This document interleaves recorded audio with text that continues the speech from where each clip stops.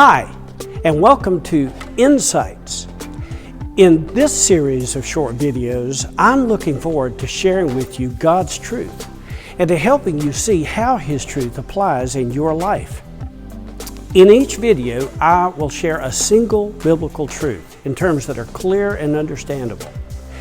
And everything I share in this series is intended to help you grasp the relevance of God's truth and to put it into practice. Just a few days from now, America is set to make a massive decision. On Tuesday, November 3rd, the 2020 presidential election is set to take place. In one sense, this election will be a referendum on Donald Trump's first term as president. But in another, far more vital sense, this election is a crossroads because it presents Americans with a clear choice between two dramatically different visions for our nation. And it's also a prime time for Christians in America to ask a profound theological question. That question is, does God choose the president?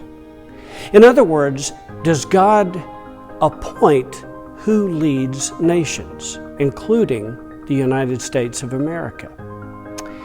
In Daniel chapter 4, verse 17, King Nebuchadnezzar received a message from an angel who said to him, "The Most High is sovereign over the kingdoms of men and gives them to anyone he wishes and sets over them the lowliest of men." And then in Romans chapter 13, verses 1 and 2, the Apostle Paul writes, "Everyone must submit himself to the governing authorities, for there is no authority except that which God has established. The authorities that exist have been established by God.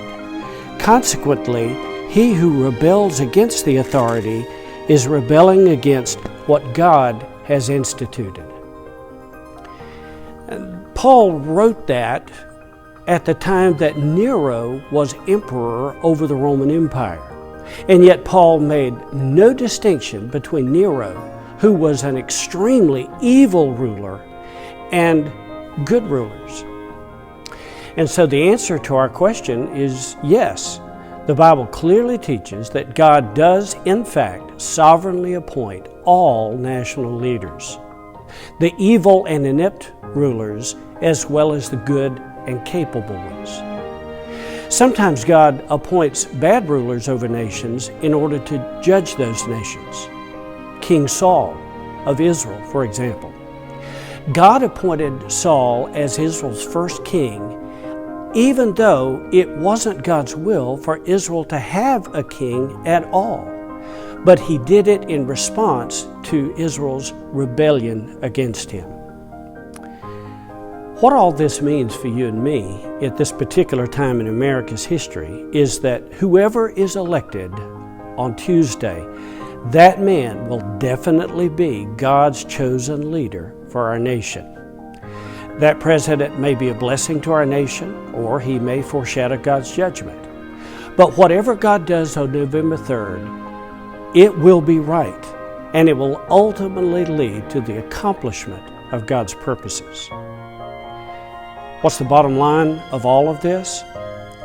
It's simply that this is another example of how that trusting God and trusting His sovereignty gives us peace, regardless of what our circumstances may be.